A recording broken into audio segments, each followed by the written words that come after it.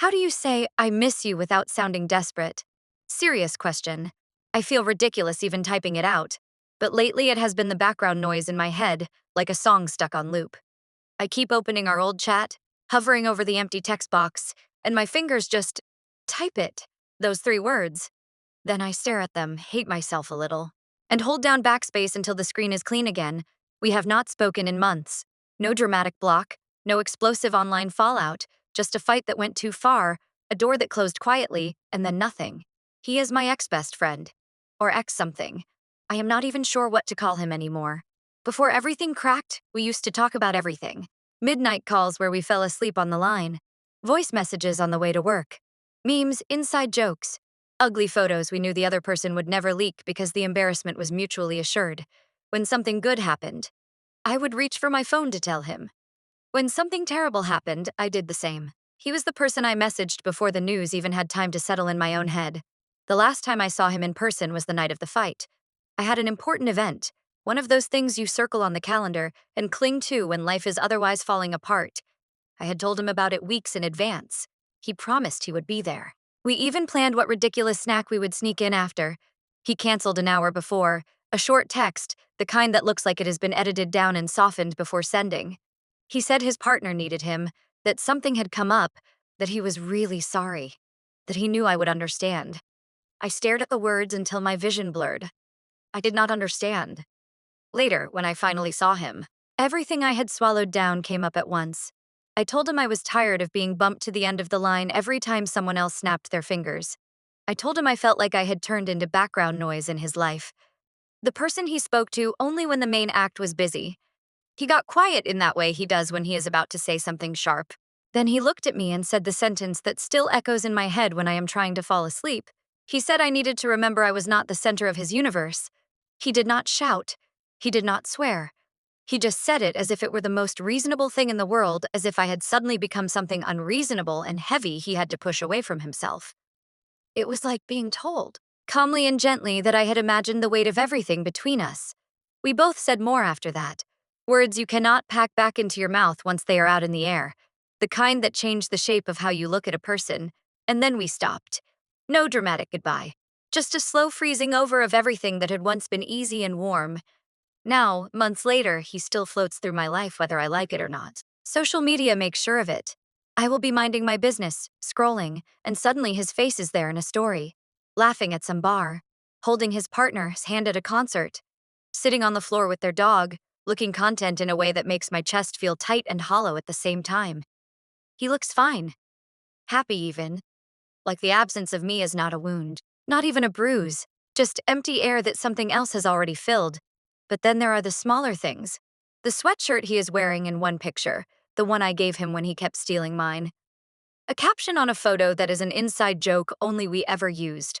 A song in the background of his video, the one we played on repeat during that awful week when everything in my life was falling apart, and he refused to let me be alone.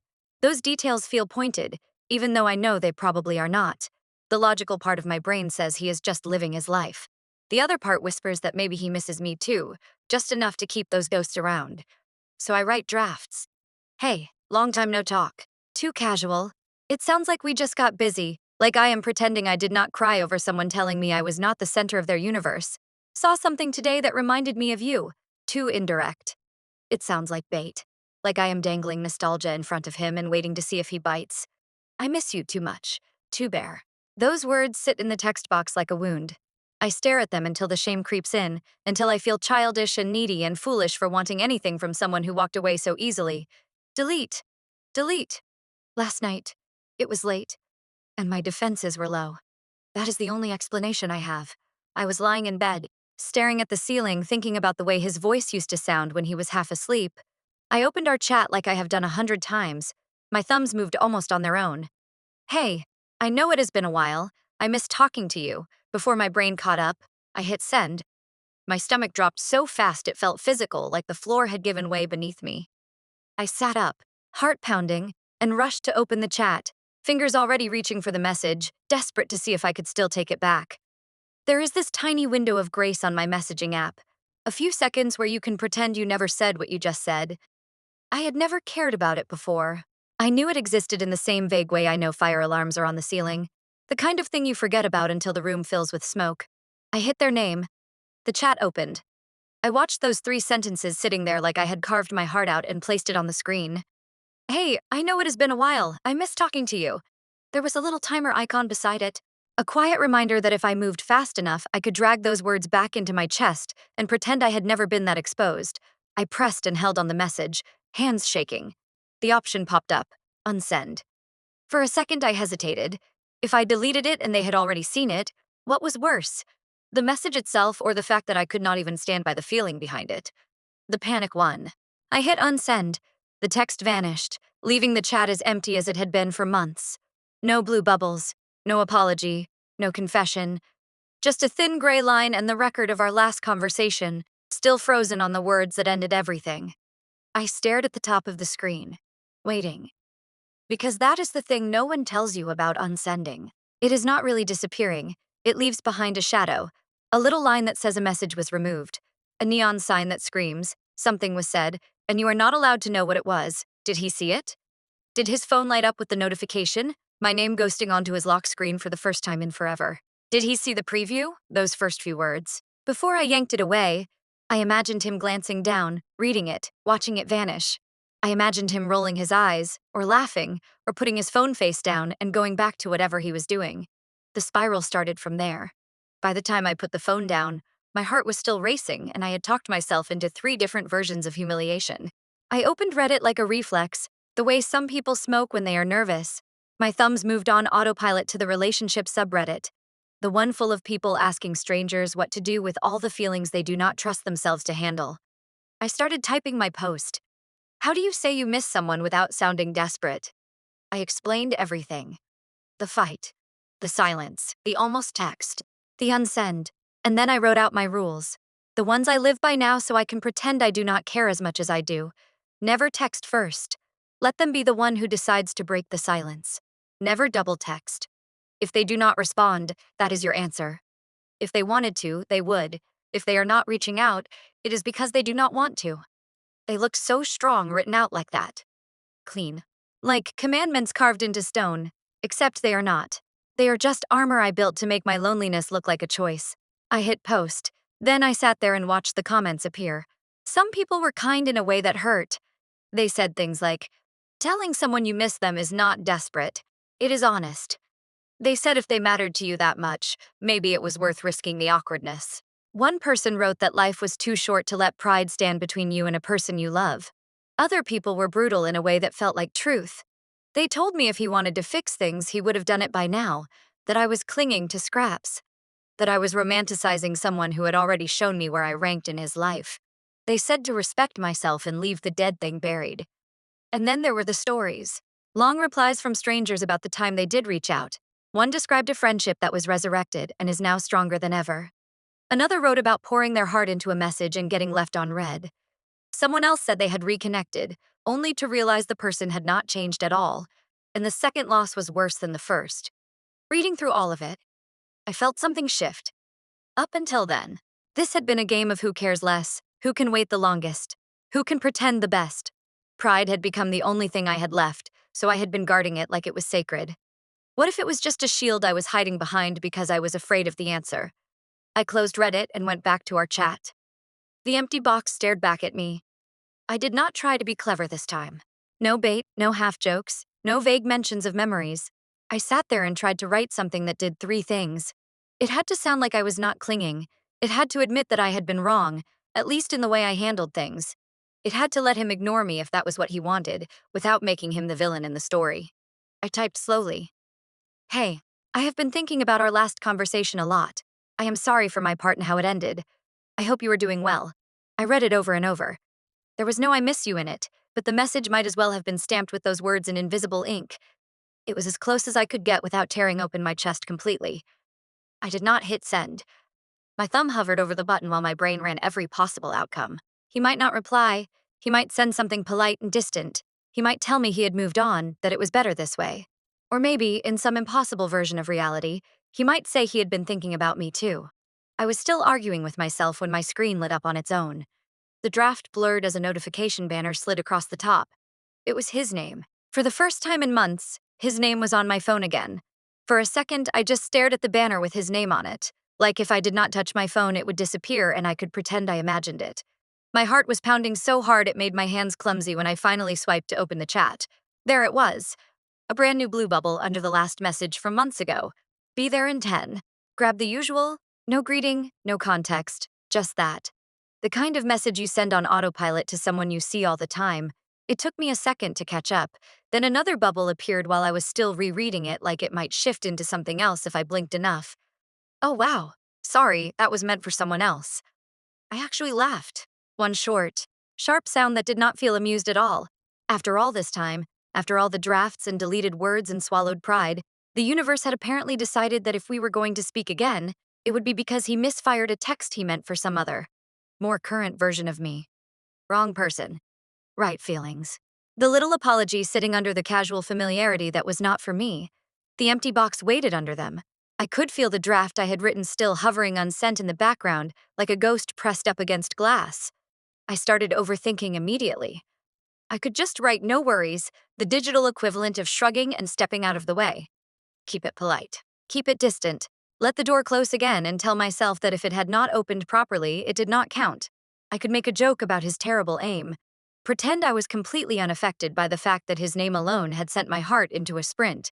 Or I could do the thing I had been too afraid to do in the first place. Use this as an opening and step through. Instead of standing in the hallway staring at it, my fingers hovered over the keyboard, trying on different sentences and rejecting them before I even finished typing. Everything either felt too stiff or too raw. Finally, I settled on something small and obvious that still carried a little bit of an edge, like a question hidden inside a laugh. I wrote that it was okay and added that it was weird seeing his name pop up, though. I stared at it for a heartbeat, then hit send before I could talk myself out of it again. The delivery checkmark appeared. I watched, waiting for it to flicker into those 3 dots that meant he was typing. Nothing. I told myself he was busy, that he had only grabbed his phone to send that message and set it down again. Then, finally, the dots, he replied, asking how I had been, said it had been a while. Then he added a small joke about his clumsy fingers, something that sounded so exactly like the old version of him that my chest ached. It was nothing big, nothing dramatic, just warm, cautious but not cold. We started talking like two people walking around a crack in the sidewalk, careful not to step on it. He asked about work. I said it was fine. I asked about his partner, bracing myself. He said they were good, busy, that life had been a lot recently. Each reply felt like dipping my hand in water to see how cold it was. Not freezing, not scalding, just that strange, in-between temperature where you cannot tell if it is safe to stay. 3 times I typed "I have missed you" and 3 times I erased it before the sentence was complete. It sat under my ribs instead, heavy and unspoken. In its place, I sent something smaller. I told him it had been a strange few months. The moment I hit send, I hated how vague it sounded. Like I was trying to fold months of grief, anger, and longing into a sentence that could belong to anyone. But it was out there now, floating between us. He did not answer immediately. The chat went still. I stared at the screen so long my eyes started to sting. The old panic climbed up my throat again. I told myself he had set his phone down, that he was driving, that he had been kidnapped. Anything was better than the simplest explanation, that he had seen my message and decided he did not know what to do with it. The dots appeared, disappeared, came back. I did not breathe until the bubble finally popped up. Yeah, I know things ended badly. I have wanted to reach out so many times but did not want to seem desperate. I read it once, twice. A third time, my brain caught on the words "wanted to reach out" and "desperate" like they were hooks. All this time, I had been building rules and armor and whole posts around the idea that I cared more than he did, that I was the only one staring at an empty chat. And now there was this message, simple and quiet, telling me he had been sitting on the other side of the same wall, thinking the same fearful, pride-soaked thoughts. I just sat there, phone heavy in my hand, staring at his confession and realizing that both of us had spent months losing each other in the name of not wanting to look like we cared too much. I must have read his message a dozen times before I trusted my thumbs to move. He had just handed me the thing I had been craving and dreading at the same time. Proof that I was not the only one haunted by what we lost. Proof that he had sat where I sat now, phone in hand, swallowing words because they felt too raw. I did not want to throw that back in his face. So I took a breath and went for honest without being dramatic, careful not to fold accusation into the apology. I told him I had wanted to reach out too. I said I missed how easy things used to be between us. The way we could talk about nothing for hours and somehow feel better about everything. I admitted I had pulled back because I was hurt, because the canceled plans and the way I felt pushed to the edges of his life had made me feel replaced, like I had been quietly downgraded without anyone saying it out loud. I told him I let my pride do the talking after that instead of saying I felt abandoned, I chose silence and let it pretend to be strength. Then I added the part that scared me. I wrote that I had not wanted to make things weird for him, that he had someone now, a life that did not obviously have space for me, and I did not want to be the ghost from before who wandered back in and cluttered everything up. I said I missed what we had, but I also did not want to force my way into a life where I was no longer welcome. The message sat there in the box, calm on the outside and shaking on the inside. I almost softened it, almost erased the word missed again. Instead, I left it all there and hit send. This time, I did not hover over the unsend option. The reply did not come fast. When it did not arrive as a neat, single bubble that fixed everything. It came in pieces. A sentence, then a pause, then another one. Like he was pulling stones out of his own chest and figuring out where to put them. He said he had been hurt too, not just by the fight itself, but by the way I had looked at him that night, like I had already written the ending and decided his role in it. He reminded me of the things I had thrown at him. The words that had not sounded as loud in my own ears at the time, hearing them back made my stomach twist. He said when I went quiet after that, he assumed that was it, that I was done, that the version of me who used to call him at midnight had died and been replaced by someone who had decided he was not worth the effort. He talked about seeing my posts, the careful snapshots of my life I had curated to prove to the world that I was fine. He said it looked like I had moved on, new hobbies, new people in the background of my photos. He said he thought I seemed lighter without him, and as much as it stung, I understood. I had done the same math with his pictures. We spent a long time like that, filling in the empty months with context, laying out misunderstandings like puzzle pieces and realizing how many of them had been turned upside down. Nothing, he said, erased the hurt, and nothing I said erased his. But the shape of it changed. It stopped being a deliberate wound and started looking more like two people bleeding on each other because they did not know how to say they were scared. At some point in the middle of it, I found myself typing that word again. I told him I had missed him. Not just the role he played in my life, but him. His strange jokes. His way of noticing when my voice went half an octave lower and asking what was wrong even when I said I was fine. I said I had been so afraid of sounding desperate that I had let that fear speak louder than the truth. He said he had done the same. That he had equated reaching out with begging, caring with clinging. That somewhere along the way, we had both decided that wanting someone made us weak. It was late by then. The kind of late where everything feels softer and more honest. We did not try to make any grand promises. We did not pretend the past could be reset with a few messages. Instead, we agreed on something smaller. We would try. Slowly. No diving back into the deep end like nothing had happened. Just cautious messages. Clear boundaries. Honesty when something hurt instead of letting resentment pile up in the dark. And if it did not work, if we found out that whatever we had before belonged to that version of us and could not be transplanted into this one, we would at least know we had not lost it because of silence. For a couple of days after that, things were quiet again. Not the heavy, suffocating quiet from before, more like the pause after you have finally said the hard thing, and your body is still catching up. I went about my life, checked my phone a little more than usual, reminded myself this was supposed to be slow. Then one afternoon, my screen lit up. It was his name. No misfired text this time. No accident. He wrote that he had seen something that reminded him of me. Nothing dramatic. Just a song playing in a coffee shop, one we used to make fun of because of a line we both agreed was terrible. There was no panic in my chest this time. No scrambling to calculate what response would make me look the least affected. I smiled. Actually smiled and typed back the thing I had been terrified of saying for months. I told him same here, that I really had missed him. And that is the answer, I think, to the question I started with. How do you say I miss you without sounding desperate? You do not. You accept that sometimes you will. You accept that caring about someone, really caring, is never going to look perfectly composed. It will always have shaky hands and too long pauses and sentences you almost delete. You say, I miss you, and you let it sound a little desperate, because that is what happens when someone genuinely matters.